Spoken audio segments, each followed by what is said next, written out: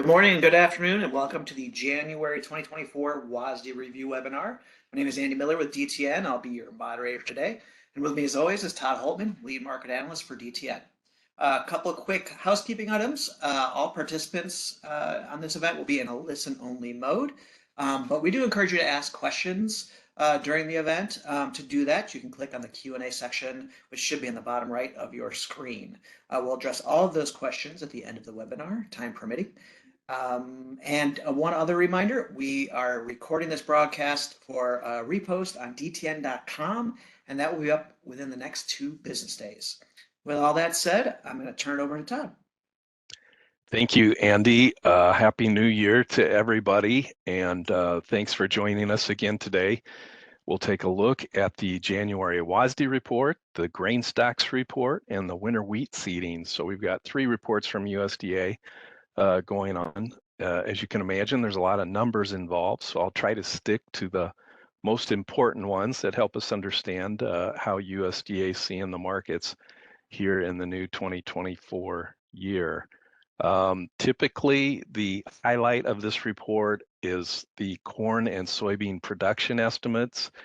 They're often referred to as USDA's final crop estimates, but we all know that they often get revised later down the road. So with that in mind, we'll proceed on. I know there's also a lot of interest in the South American crop estimates, especially for corn and beans, and we'll certainly get to that. So let's go ahead and jump in and start with the numbers on corn. Here is the US balance sheet from USDA for corn. And before I get to the new crop column on the right side, I'll just mention USDA did something a little unusual here. They went back and revised the previous crop's production estimate. That, as you see on the first column on the left side, the top arrow, 13.65 billion bushels, is down 64 million bushels from what they said in the December report. Now, it's a little difficult to understand how they arrived at this conclusion. There's not a lot of explanation in the text, at least as far as we could find here at DTN in the limited time that we've had since the report came out. But nonetheless, they did revise the production estimate lower in the old crop 2022 to 2023 season. The ending stocks estimate at the bottom, though, where you see the rectangle, if you notice, it hasn't really changed much. In the December report, ending stocks on the old crop were 1.361 billion bushels. Now they're saying 1.36. So they took most of the reduction in the production estimate and they boosted up the feed and residual account, which is kind of like a petty cash account, if you know what I mean. And so let's get that out of the way now. I just mentioned that to show that, and unfortunately, I don't have a lot of information as to how they arrived, but the bottom line is it only changed the ending stocks estimate in the old crop season, that 1 million bushel mark. So now looking fresh at the new crop numbers, you can see I've got a lot of arrows there. I got 5 arrows. There's a lot of changes going on. And it starts with the production estimate. Top arrow, the planting estimate for corn this year revised down slightly. Instead of 94.9, they're saying 94.6 million acres. The harvested acres came down 600,000 to 86.5 million. But the next arrow is the surprise of the day. A record yield estimate on corn this year, 177.3 bushels an acre.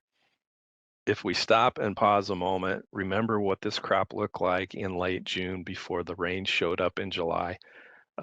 It's still, I can't help but just kind of scratch my head and wonder how in the world we got to a yield estimate of 177.3. Now, I understand there was a trade-off partially with the loss of harvested acres. So maybe that's a little more reasonable, but it still seems hard to say out loud as I'm saying it to you now. The new crop estimate, the third arrow, 15.342 billion bushels, USDA says, the U.S. produced that much corn here in 2023. That's up 106 million bushels from the December estimate. So obviously, yes, this is a bearish report today for corn. Along with the increased production, they did increase some of the demand estimates. The feed account for corn up 25 million bushels, excuse me, showing 5.67 billion bushels.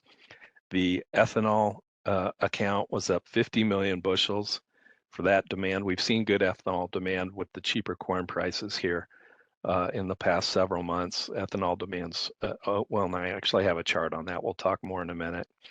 And the exports for corn kept right where they were in December, no change on the export estimate. So we go to the bottom line and we see a new ending stocks estimate for corn, 2.162 billion bushels. That's up 31 million bushels from last month's estimate, but that is a bearish surprise. The average farm price was only taken down a nickel from 485 to 480, but it seems like we're probably going to be trading much of the year less than 480 the way things are going right now. Let me go on to the next slide. We'll take a look at the international estimates, and this one took the breath away too a little bit. If you start in the upper right-hand corner, we see USDA's estimate of world-ending corn stocks increased from 315.2 to 325.2 million metric tons. That was much larger than analysts were expecting, and it came from one change, which doesn't really show up on the part of the page that I copied. So I put it at the bottom. China's corn production estimate was increased 11.8 million metric tons. It's now 288.8 million metric tons. That's a record for China. Now, as with all information that comes out of China, it's fair and reasonable to be skeptical and ask ourselves, is that really true? And none of us really know, but I will say that if you look at China's corn prices on the Dalian exchange, they have been hitting new lows the past couple months. So there does seem to be some truth to this. And of course, we heard about this. Reuters ran a report at least a month ago. It was before the last report, maybe a month and a half ago, that China had this large of a corn crop, but it's taken USDA until this report to acknowledge that. Now, having said that, I need to mention that obviously the market's down today. Let me just put that right up front. We've got March corn down 10 cents as we speak, close to 448. It's a little different having corn production be up in China as opposed to if it was up 10 million metric tons in Brazil. And that's because China doesn't really export corn. So just how bearish the market takes this will be interesting to see in the days ahead. The number one influence is that it'll probably shrink the import pie for China. Now, the USDA showed no change in the import estimate for China on this report, but obviously, if they had a much larger crop, their import needs are going to be less, and so that reduces the pie that the U.S. and Brazil and Argentina will be fighting for in the year ahead. So in that case, it is bearish, but it's not like a major exporter is adding that much more supply to a market. So with that explanation out there, let's take a look at what USDA said for South American crop estimates. Argentina has had very good weather lately. By all reports, their crops are in very good condition. USDA sticks with its record corn crop estimate for Argentina of 55 million metric tons. We have heard some going higher. I think the International Grains Council came out yesterday at 61 million metric tons. So there may be potential for this number still to go higher before we get to the end of the season. For Brazil, they've had numerous problems with their weather this year. USDA reduced its corn estimate slightly from 129 to 127. But let's keep in mind that CONAB, which is Brazil's crop agency, is estimating Brazil's corn production just under 118 million metric tons. So there's still a wide discrepancy between how the U.S. sees this and how Brazil sees their crop. And so that argument will continue in the days ahead. But overall, the bottom line, we see much higher world ending stocks for corn.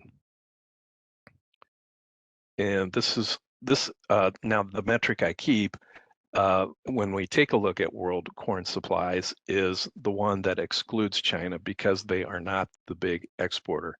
So in this case, the big jump in supplies did not show up on this report or this chart of world ending corn stocks because we exclude China. So if we looked at this, what I showed you a month ago in the report, it still looks very similar to the chart that I'm showing you right here. And that is 4.46 billion bushels of global ending corn stocks is what USDA is estimating when you exclude China. That's still a lot of corn. It's the most in 6 years. So by all rights, corn supplies are still plentiful, not only in the US, but also worldwide. Here's the grain stocks report for corn today. As you know, USDA took inventory of how much corn was available on December 1, both on and off farms, and the total today showed up at 12.17 billion bushels. That was more than expected. They were expecting just roughly 12 billion bushels, slightly more. But this was more than expected and the most in 5 years. So this also supports the notion that maybe there was slightly more production this past fall than what was expected. The nice thing about having taken inventory is that you can also get a measure of what first quarter demand looked like and that came out to 4.45 billion bushels, which is just up 3% from a year ago. So not as much as expected there on the demand estimate. Corn basis. This is, the market's opinion.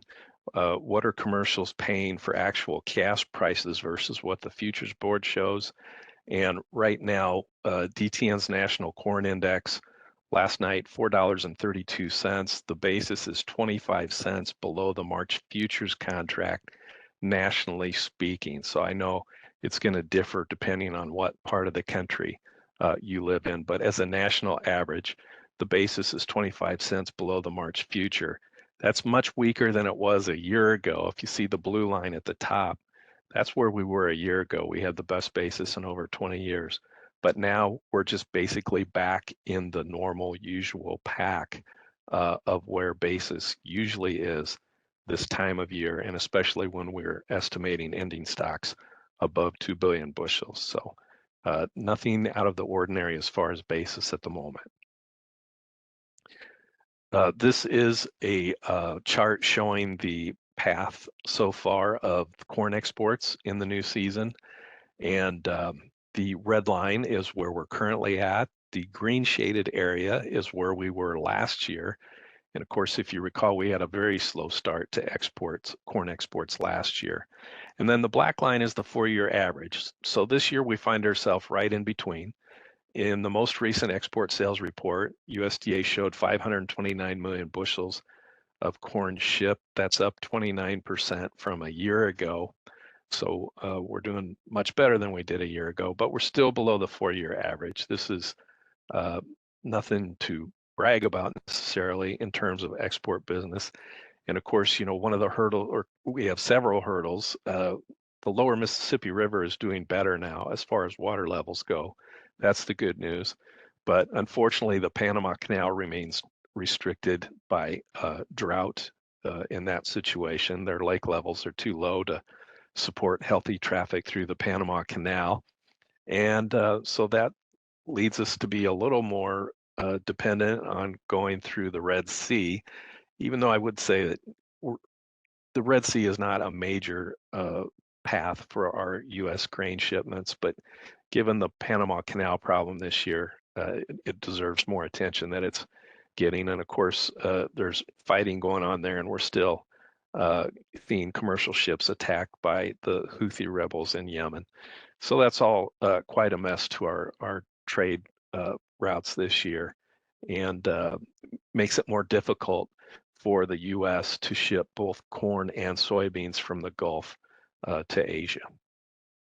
And more expensive, maybe is the key word I should say. Ethanol demand doing very well. Now, looking at this chart, you might think, well, it's not looking so great. The corn processing value, which is the value that you get from turning corn into ethanol and corn oil and distiller grains, that's represented by the blue line, and that's been coming down pretty sharply the past 3 months. But the good news is, because the corn price has been coming down too, the corn's processing value is still comfortably above the cost of corn. So have no fear. The ethanol plants are still making plenty of money processing corn, and they've been one of the better sources of demand this season, no doubt about it. So those numbers continue to work out at the moment. So far in the new season, gasoline demand's up 1%, but ethanol production is up 6%. So it's maintaining a very active pace so far. This is the March corn price as of last night. It was $4.58 roughly, and as I mentioned, we're down 10 cents. Let's see. March corn oil down 11 3/4 now at $4.46. So we definitely are taking a hit down to new lows again. We've been in a gradual downtrend for a long time, ever since we started realizing that this is going to be a fairly big corn harvest in spite of all the weather problems. And now that the ending corn stocks I have up there as 2.13, but obviously that's before today's update, are even a little higher. It continues to weigh on corn prices. That plus the anticipation of large South American crops coming in 2024 is making it very difficult to get any upward movement in the corn price so far. If there is one encouraging note, it's that the commercial positions, which are the blue bars on the lower chart, are turning fairly heavily net long in corn. They're net long over 175,000 contracts as of the last report last Friday, and we'll get an update of that later this afternoon. But anytime commercials go that strongly net long, it's a sign that they're finding good value at these lower prices for corn. So there ought to be some support down here somewhere in the low to mid $4 range would be my best guess. But we haven't, honestly, we haven't seen any technical sign of that support yet, and today's report sure doesn't help. Okay, corn behind us. Let's take a look at what USDA said for soybeans today. We'll start with the US balance sheet. Similar to corn, there was a tweak in the ending stocks estimate of the old crop season. Instead of 268 million bushels, they tweaked the ending stocks down to 264. I don't think it's really worth spending much time on, but I did want to note that small change. So that gave us 4 million bushels less on the beginning stocks number for this year, and that's where it comes into play. Now let's look at the production estimate. Similar to corn, USDA cut the harvested acres on soybeans 600,000 down to 82.4 million. So they do acknowledge some damage from the weather there. However, they also raised the yield estimate somewhat from 49.9 up to 50.6 bushels an acre. So again, a bit of a trade-off. The result is a 36 million bushel increase in the production estimate, and that's the third arrow. 4.165 billion bushels is the new so-called final production estimate for soybeans in the 23-24 season. Even though it's a little bit higher, it's still the smallest crop that U.S. has produced of soybeans in 4 years. Going down the rest of the lines, the crush estimate for demand and the export estimate demand were both kept unchanged. There was a slight reduction in the residual account, which is not a major factor. And at the end of the day, the new ending stocks estimate now for soybeans is 280 million bushels. That's up 35 million bushels from the December estimate, and that is almost all explained by the increase in the production estimate that USDA gave us here in today's report. The new ending stocks to ratio is 6.7%. And here's one of the things that makes a difference in how this will be described. And that is, a month ago when ending stocks were 245 million bushels, that was the lowest ending stocks estimate in 8 years for the US. Now at 280, we're actually at the highest in 4 years. So not a big change mathematically in the ending stocks estimate, but you can see how it changes the description of the surplus that we're going to be expecting in the season ahead. The thing that concerns me here is that the more bearish argument for U.S. soybeans is still to be made in the export estimate, and I'll talk about that in just a little bit, but USDA did not touch the export estimate in today's report. Let's take a look at the world numbers, and for the world estimate of USDA's soybean stocks, the upper right corner, they just tweaked it slightly higher. Instead of 114.2, the new soybean stock estimate is 114.6. Now, all the interest is in the South American crop estimates, so let's take a look at that rectangle in the second column. For Argentina, the soybean crop estimate increased from 48 to 50 million metric tons. And I would say that's fairly in line with a lot of private estimates we've heard. As far as Brazil's crop estimate, it was reduced today. USDA has been on the high end for a long time at 161.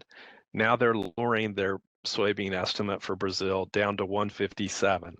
I would still say overall that's on the higher end of private estimates that we're hearing. Hearing roughly private estimates in the range of 150 to 158 maybe.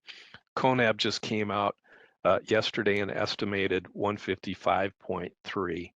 So they're still below USDA on that. And we could say that there's room for that estimate to come down yet. Now, as you know, Brazil has been getting better rains lately, and this is a good time for their soybean crops to be getting rains when the pods are setting and filling. So this is all still in flux, but at the end of the day, USDA is bringing that estimate down for Brazil to 157. And then Paraguay, just a slight increase. Instead of 10 million metric tons, they're looking for 10.3. So not a big change there. But at the end of the day, the world numbers for soybeans don't change much. This is still a record world surplus that USDA is estimating. Soybean stocks from the December 1 grain stocks report. USDA was expecting 2.98 billion bushels, and it came in at 3.0 billion bushels even. So I would say that's pretty close to expectations. As you can see on this chart, it's the second lowest in 7 years, very close to where it was last year. First quarter demand for soybeans, if you did the math, came out to 1.428 billion bushels. That's the lowest in 4 years. So soybean demand a bit sluggish here, and we'll see that when I bring up the export side. As far as the basis goes, the basis off of our DTN National Soybean Index is 55 cents below the March contract. That's how we see a national average. Now, the history of the past 10 years, there's a pretty wide range of basis levels in soybeans to pick from, but we're basically in the middle of the pack, is how it turns out. And the blue line was last year's, and again, like corn, we had some of the best basis levels we'd seen in 20 years, but we're definitely below that. We're also well above some of the worst that soybeans have ever seen. So again, for this time of year, basically in the middle of the pack. Now here's my concern about soybean exports. And this is a chart, and I should say, emphasize that these are not soybean export sales, these are the shipments. And if you notice, the green shaded areas last year, the black line is the 4-year average. There is a tendency for US soybean shipments to be active up until you get about to the top arrow, which is early to mid-February. And of course, that's the time when Brazil's soybean harvest typically kicks in and starts coming more available to market. So the US window of opportunity is typically open from sometime in the fall up until early February. But this year, if you look at the red line, our pace of shipments started out pretty good. We had some nice activity early, and we had some nice sales early in November and even early December, but the actual shipments really started turning sluggish right around Thanksgiving time. And it's been very slow in actual shipments since then. The most recent report shows US has shipped 874 million bushels of soybeans. That's 20% off of last year's pace. Now, it's understandable we're off of last year's pace somewhat, but I'm very concerned because it's happening so early in the season that what has happened basically is that, yes, China jumped in and they were an active buyer up until early December, but I think a lot of their purchases may have been on the pretext that Brazil was having a lot of hot and dry weather. Right now, China is holding 182 million bushels of soybean purchases from the US that they have not yet shipped. So that's what's at risk here. If China decides that, you know what, we're waiting to see how this Brazil harvest turns out, Brazil's soybeans are already cheaper than US soybeans. And basically, we've been getting much better rains since roughly Thanksgiving time. It's quite possible that we're going to get some of those sales to China back here on the U.S. shore, and that's my big concern moving forward. And that's one reason why just yesterday we recommended making our final old crop sale of last year's soybean production. So as of the moment, DTN Strategies is totally out of corn, last year's corn, and out of last year's soybeans, but we haven't made any new crop recommendations as of yet. Here's the crush situation. It's not as favorable as it looked earlier this year, but it's still enticing and it's still supporting a good pace of crush demand for soybeans. The soybean crush early in this season is up 4% from a year ago already. On this chart, the blue line at the top represents the amount of value you get from crushing a bushel of soybeans. As of last night, that was $14.17 based on the March futures prices. And then the March soybean price at $12.37 is the black line.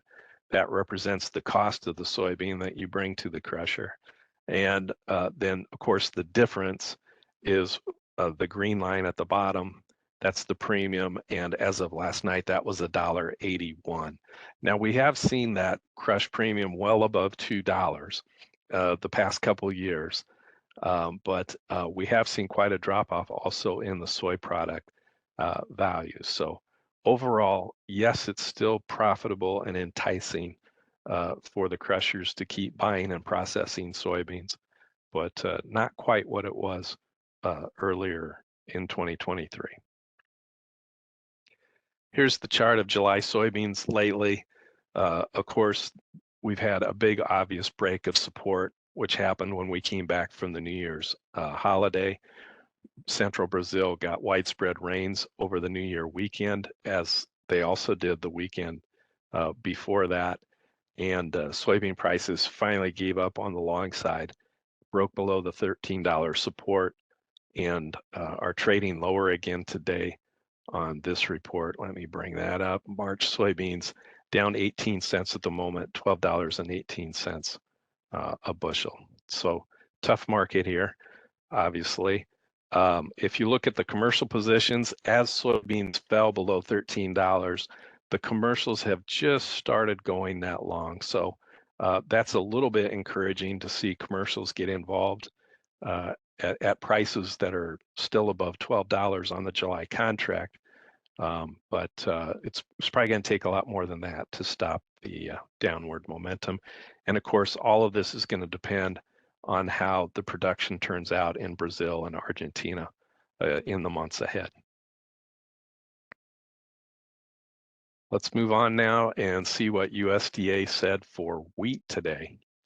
Now, I won't go through all the old crop changes in wheat, but I will mention that USDA went back, and again, this is somewhat unusual, and we don't have a lot of explanation as to where this information came from, but USDA being USDA, they went back and reduced the ending stocks estimate for the season 2 years ago, which is not on this display, by the way. It's the 21 to 22 season. That ending stocks estimate was reduced from 698 down to 674 million bushels. And then the next season, which is on here, it's the left column, that ending stocks estimate was reduced from 582 to 570 million bushels.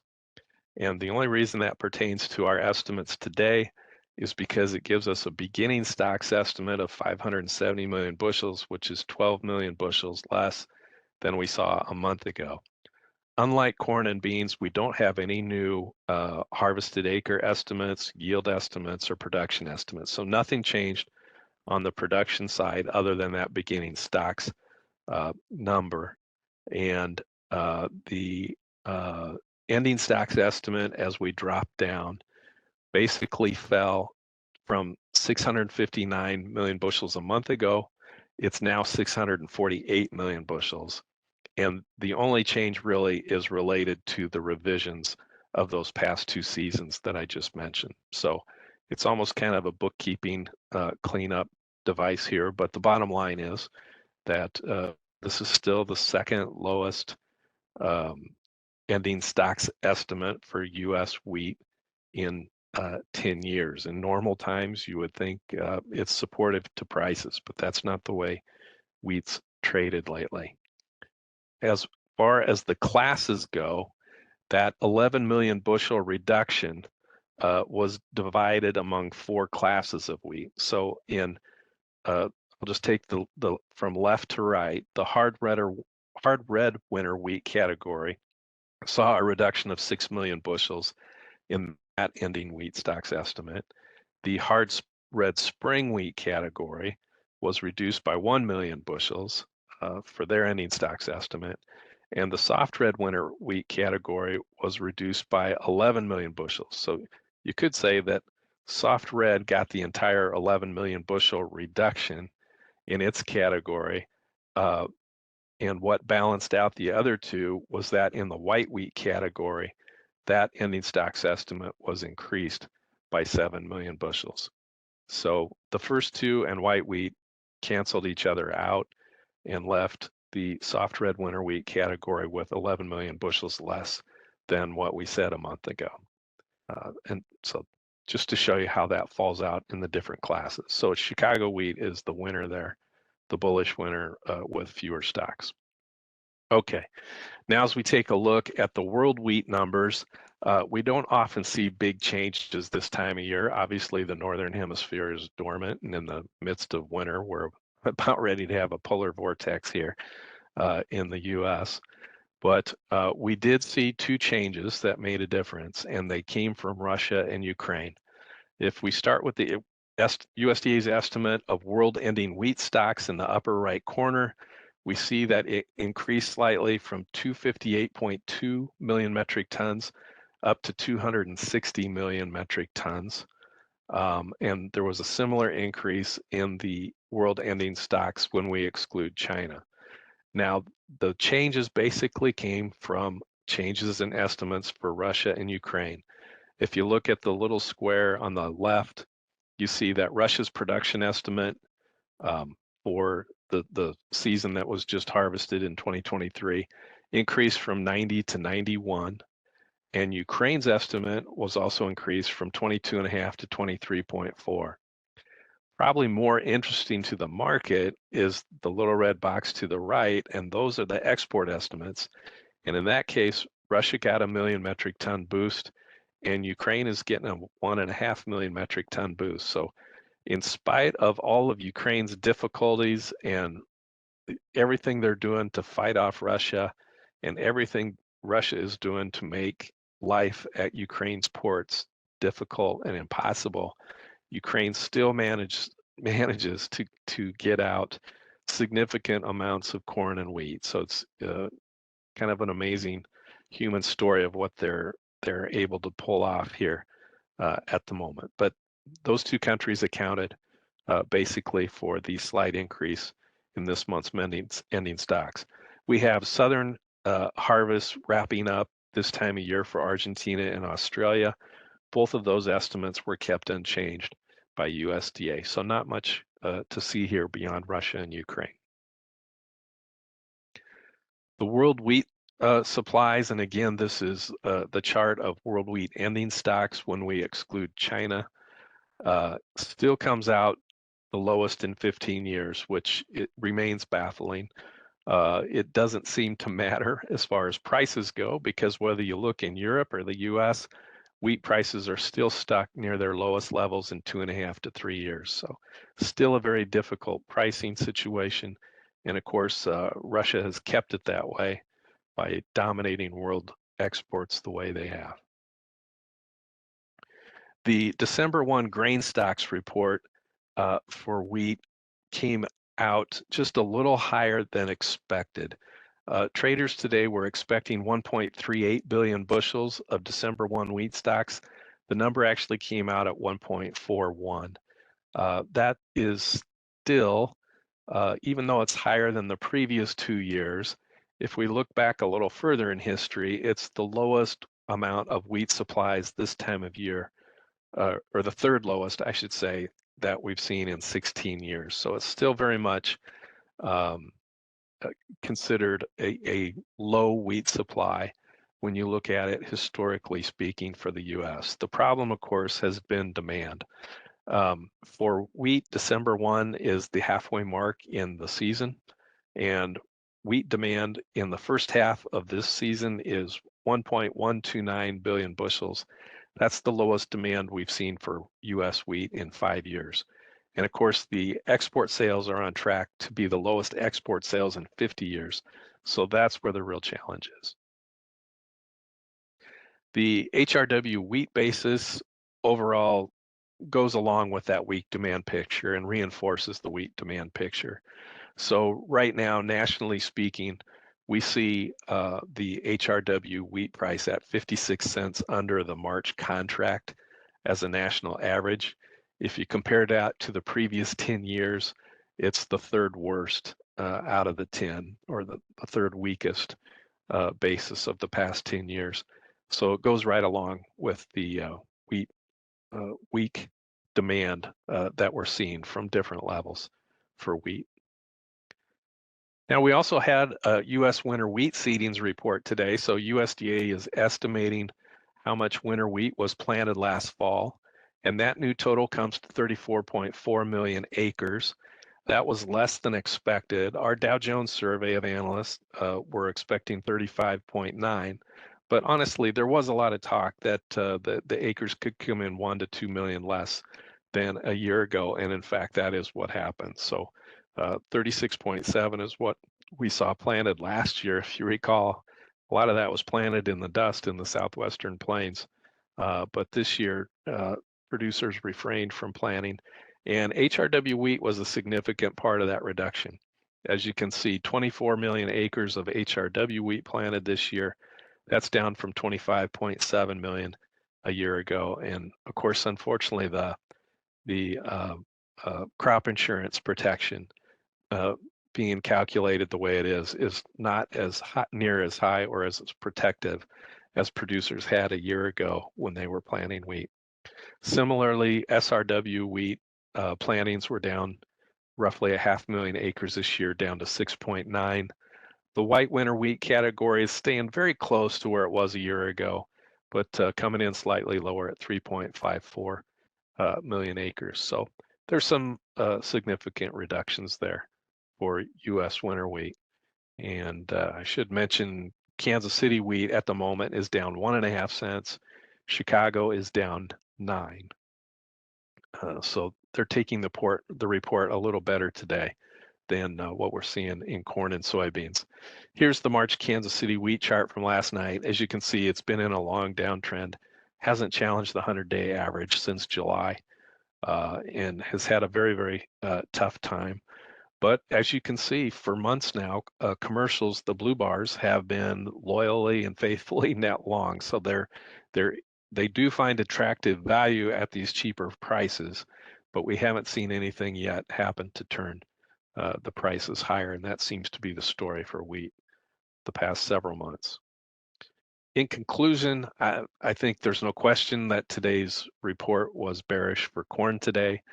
To see the bigger crop than was expected come through, increased the ending stocks up to 2.16 billion bushels now, just weighs more on the corn prices.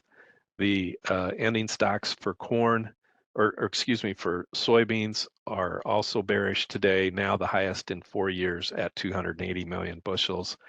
And in spite of the weather challenges in Brazil, USDA still expecting quite large production from South America here in 2024. For wheat overall, this seemed like a very neutral report to me, even though we did see higher export estimates for Russia and Ukraine. I think that was balanced a little bit by the lower planting totals that we saw for winter wheat. So that's how I see things. Our next WASDE report's February 8th. We'll be back here to talk about that. Andy, it's a great time if you have any questions.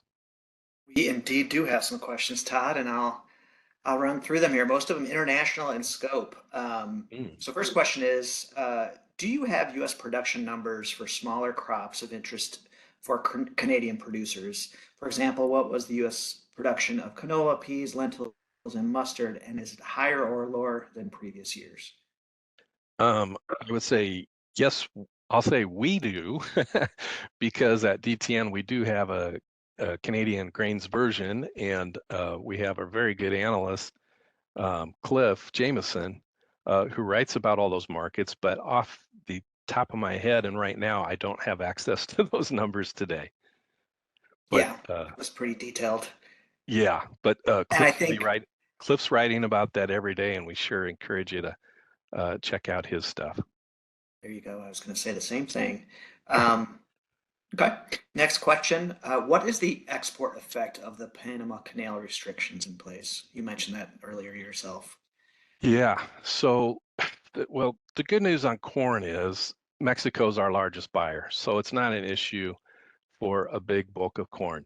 But when we're competing internationally for Asian business, so trying to sell corn to Japan, South Korea, China, it's very difficult for the US to compete when we can't go through the Panama Canal. And, my understanding is the lake level's too low because of drought. And because of that, they've restricted traffic. I think it's 24 ships a day at the moment, but a lot of more ships than 24 want to get through there. So it's become a very expensive place to try to ship grain through. So without the Panama Canal, it becomes much more expensive to ship from the Gulf corn or soybeans to our Asian customers, and that's the real problem. Now we haven't really seen a serious hit to the numbers for corn shipments yet. Corn's still doing well, and I would say a lot of that has to do with Mexico, thankfully.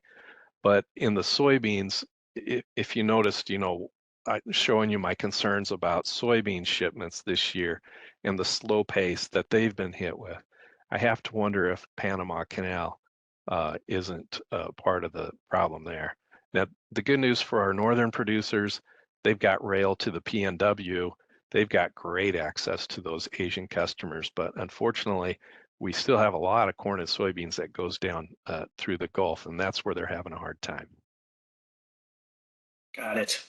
All right, last question. And I actually saw a news story that Argentina is, I think, at 200% inflation. I don't recall the Yes. source exactly, but the question was, will inflation in Argentina and Brazil, for that matter, affect grain exports in South America? Um, yes, it does. Traditionally, it's limited the exports out of Argentina because when you're living in an economic environment like that, I mean, if you can imagine, everything's 100% more expensive every year or more. You learn to hang on to your corn and beans because they retain value better than pesos in the bank. So that has been a long time. Argentina just didn't have this problem starting yesterday. That's been a long time part of the background of Argentina's situation. In Brazil, it's not near as bad like that. So in Brazil, they export almost everything, all their surplus production every year. They'll take it right down to the bone and empty the cupboards every year. They don't have any fear of holding back in that regard. But for Argentina, that's been one of the things that makes that place very unusual. And then, of course, as you probably know, the government has export taxes about, I think it's 15% on corn and wheat, and it's in the like 33% now on soybean and the products. So that also limits the export business out of Argentina. So it's a very unusual place, and a lot of things they're doing are shooting themselves in the foot. But now they have a new president in town, and he's trying to make a lot of changes. So we'll just have to keep track of what's going on there. But for right now, yeah, they have still incredibly high inflation. So if you're a producer in Argentina, you still have good reason to hang on to your lot of corn and beans as a way of preserving your wealth. Yeah, I think that's why they lead the world in silo bag purchases down in Argentina. Yeah. Excellent. Yeah. Well, that wraps it up. That was the last question, Todd. So I will Okay. just say thank you to everybody for joining. Once again, this was recorded, so if you'd like to look back at this and um, review any of the content that Todd went over, we'll have that up within the next 2 business days on dtn.com. And also, I know, Todd, if you want to go advance one more, Oh, yeah. you typically add your contact information That's here. right. So for anyone who would like to reach out to Todd directly, I believe you're gracious enough to respond to those. So that'll wrap it up. I'll say thanks once again, and I hope everyone has a wonderful day and a warm weekend for those who are in the polar vortex. Thanks all. Thanks all.